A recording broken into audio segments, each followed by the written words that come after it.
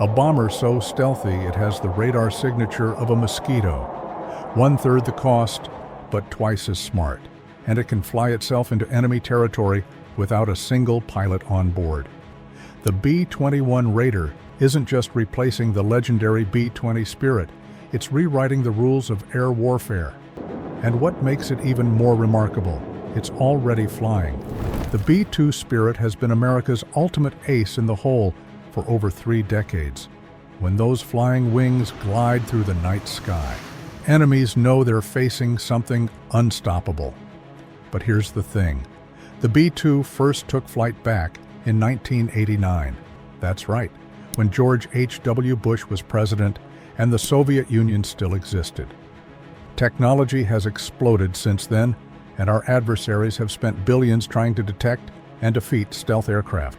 The B-21 Raider is America's answer to that challenge, and it's not just an upgrade, it's a complete revolution. Today, we're breaking down exactly why the B-21 Raider will outperform the B-20 Spirit in every category that matters. From stealth so advanced it makes the B-2 look visible, to costs that actually make sense, to capabilities the B-2 could never dream of. This new bomber is a game changer. And by the end of this video, you'll understand why China and Russia are losing sleep over this aircraft.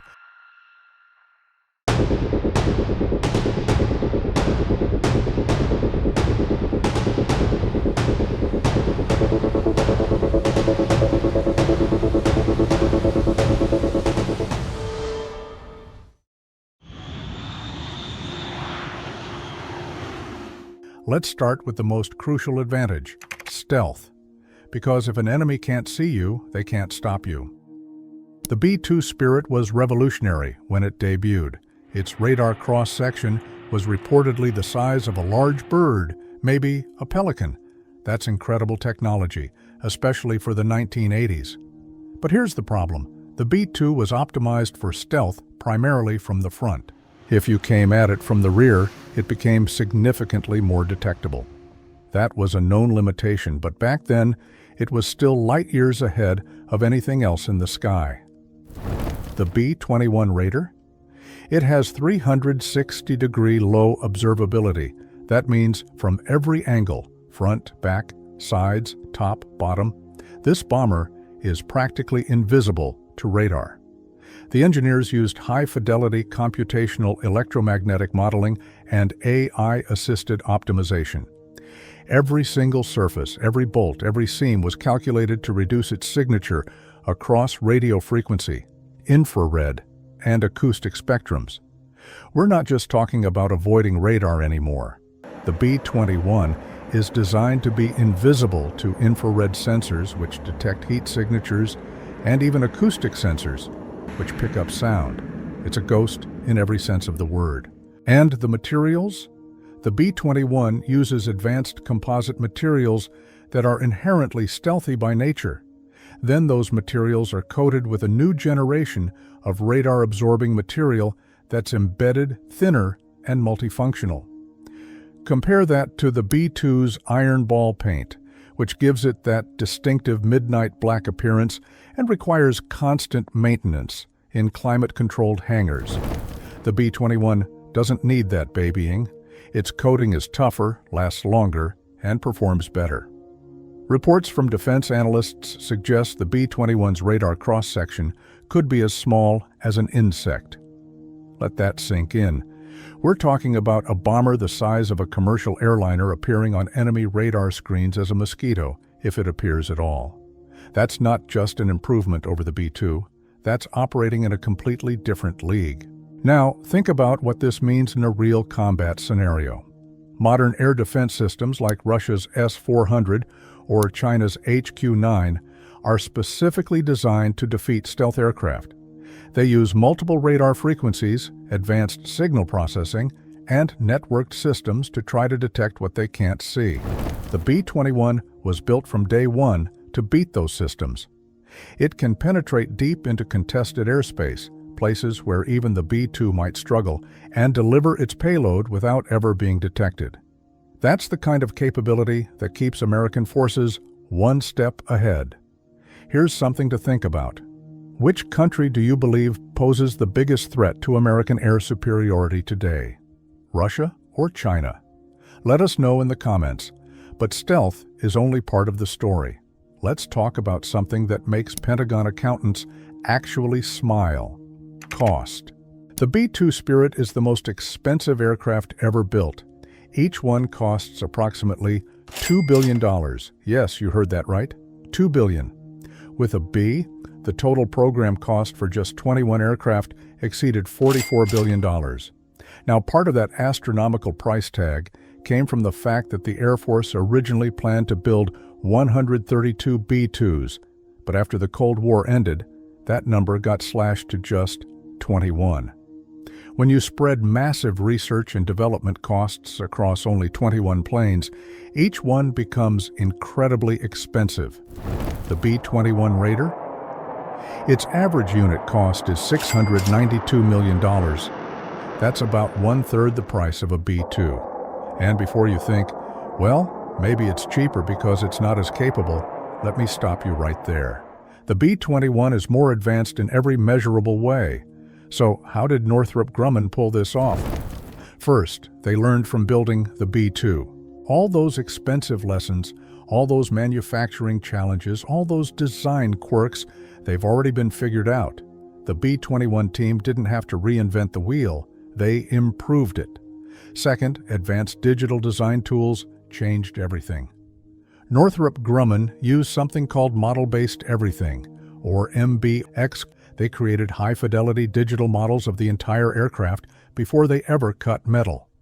These digital twins allowed them to catch design errors early, test different configurations virtually, and optimize every aspect of production. The result? They reduced the changes needed to go from design to flyable aircraft from the typical 15 to 20% down to just 1%. That's a massive reduction in cost and time. Third, modular design. The B-21 was built with open architecture standards from the beginning. That means components can be upgraded or replaced without redesigning the entire aircraft. It's like having a computer where you can swap out parts as technology improves, instead of buying a whole new computer every time. This approach saves billions over the aircraft's lifetime. And fourth, volume. The Air Force plans to buy at least 100 B-21s, possibly up to 145 or even more. When you're building that many aircraft, economies of scale kick in. Suppliers offer better prices, manufacturing processes become more efficient, and the fixed costs get spread across more units. Before we dive deeper, please take a second to like this video and subscribe. Over 98% of viewers watch without subscribing. It costs you nothing, but it makes a huge difference to us. Now here's where things get really interesting. The B-21's brain. The B-2 Spirit was designed in the 1980s. Its computers and software were cutting edge for that era, but they're essentially frozen in time.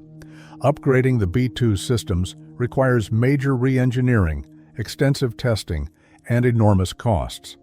It's like trying to run modern software on a computer from the Reagan administration.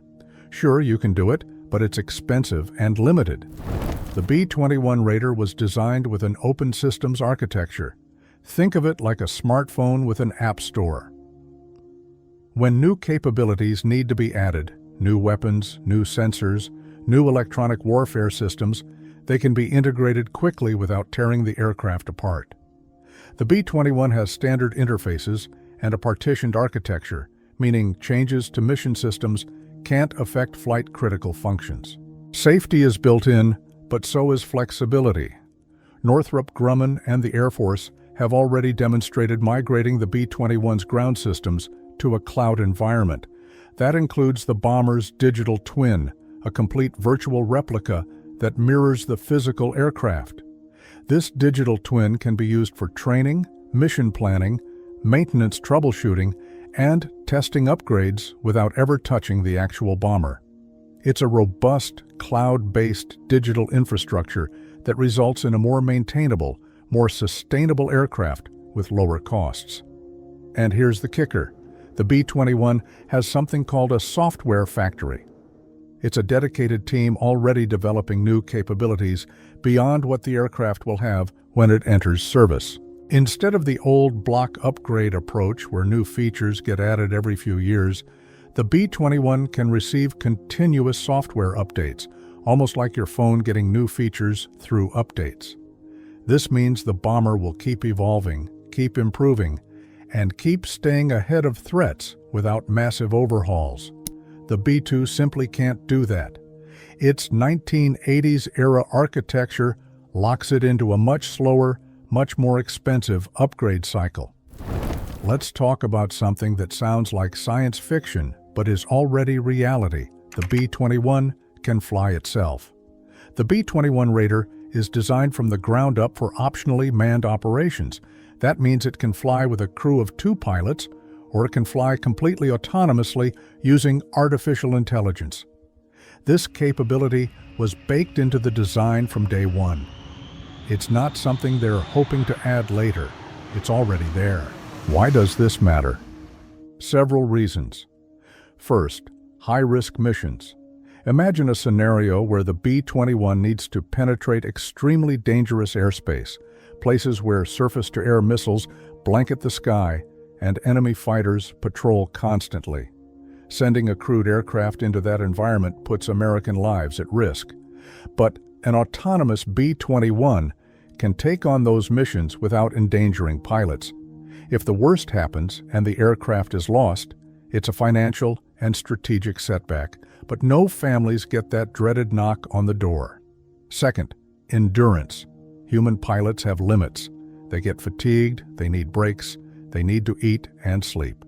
An autonomous B-21 doesn't have those limitations. It can fly longer missions, loiter in an area for extended periods, and execute complex operations without worrying about crew endurance.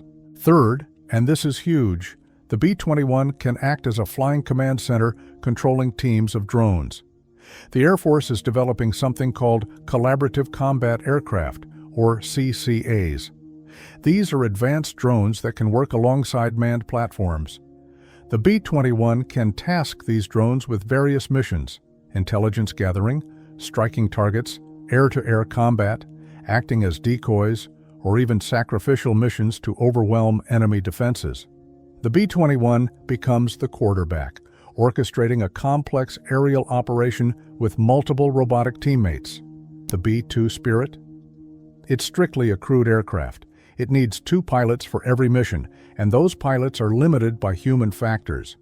The B-2 can't control drones. It can't fly autonomously. It's a single asset, doing a single mission. The B-21 is a multi-role platform that multiplies American air power in ways the B-2 never could. Now, I know what some of you might be thinking. Aren't drones vulnerable? Can't they be hacked or jammed? Fair questions. The B-21's advanced networking capabilities and secure communications are specifically designed to resist electronic warfare and cyber attacks. These systems use encryption, frequency hopping, and resilient protocols that make them extremely difficult to interfere with. Is it impossible to defeat? No system is perfect. But the B-21 represents the cutting edge of secure, jam-resistant communications.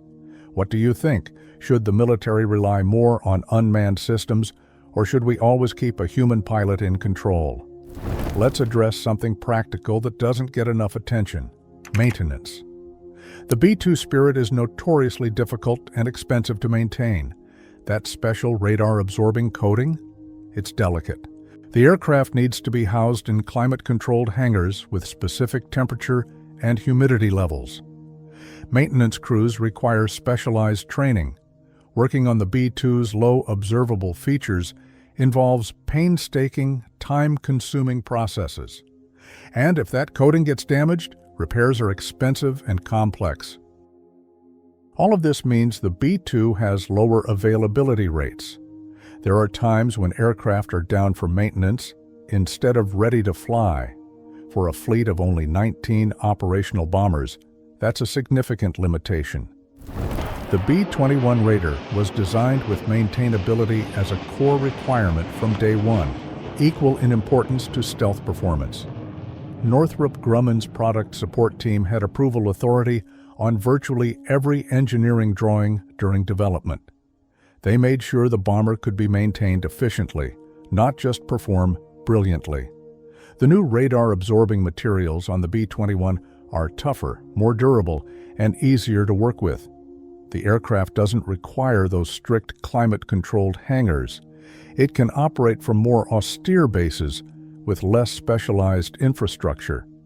Maintenance procedures are simpler, requiring less specialized training. The result? Higher readiness rates, lower life cycle costs, and more aircraft available to fly when needed. This isn't just about saving money, though it certainly does that. It's about operational effectiveness. A bomber that's in the hangar getting repairs can't complete missions. A bomber that's ready to fly can respond to threats, deter adversaries, and project power. The B-21's superior maintainability means more combat power available to our commanders. Size matters, but maybe not the way you think. The B-2 Spirit is massive. It has a wingspan of 172 feet and weighs 158,000 pounds empty, with a maximum takeoff weight of 376,000 pounds.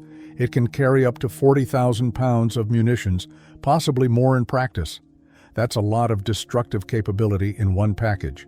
The B-21 Raider is smaller. Its wingspan is estimated at around 132 feet, with an empty weight of about 70,000 pounds and a maximum takeoff weight of 180,000 pounds. It carries approximately 20,000 pounds of payload. On paper, that sounds like a downgrade, right? Wrong. Modern warfare isn't about dropping the most bombs. It's about dropping the right bombs on the right targets with precision.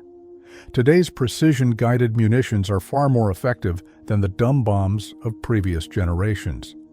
A single Joint Direct Attack Munition, or JDAM, can destroy a target that would have required dozens of unguided bombs in earlier conflicts.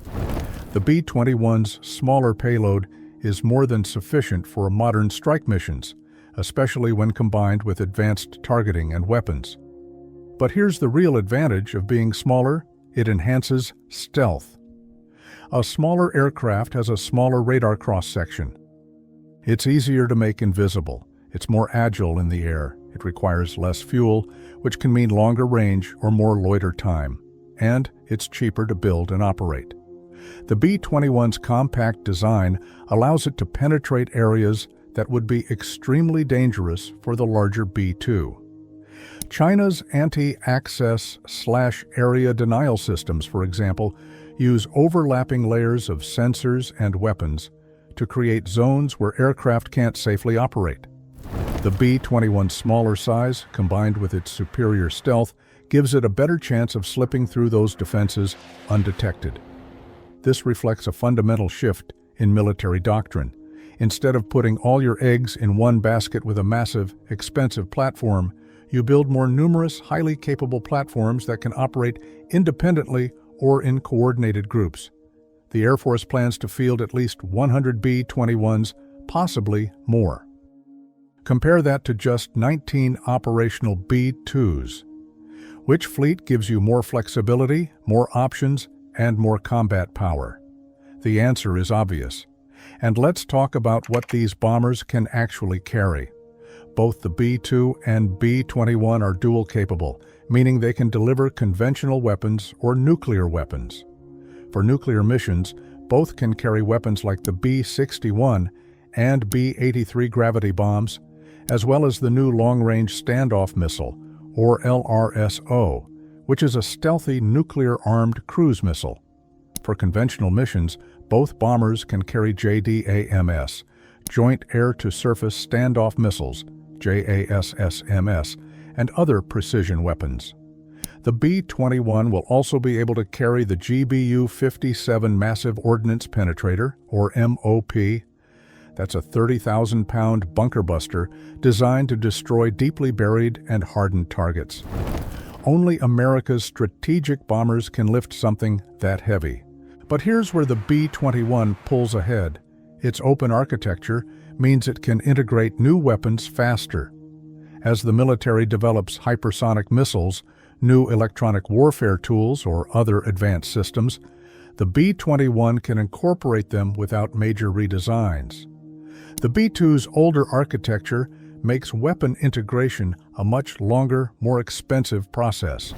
So the B-21 isn't just about what it can carry today, it's about what it can carry tomorrow, next year, and 20 years from now. There's another dimension to this comparison that deserves attention: the strategic picture. The B-2 Spirit was designed for the Cold War. Its primary mission was to penetrate Soviet air defenses and deliver nuclear weapons. When the Cold War ended, the B-2 found new roles in conventional conflicts, striking high-value targets in Iraq, Afghanistan, Libya, and elsewhere. It performed brilliantly, but it was always operating in environments where American air superiority was largely established. The B-21 Raider is designed for great power competition. It's built specifically to operate in the most challenging threat environments that China and Russia can create. These aren't permissive environments where the U.S. controls the skies. These are contested battle spaces where advanced air defenses, sophisticated fighters, and layered sensors try to detect and destroy American aircraft. The B-21's combination of advanced stealth, electronic warfare capabilities, networked operations, and autonomous features make it uniquely suited for this challenge. It can operate as part of a larger family of systems, working with fighters, drones, satellites, submarines, and ground forces in coordinated multi-domain operations. That's the future of warfare, and the B-21 was designed for it from the start.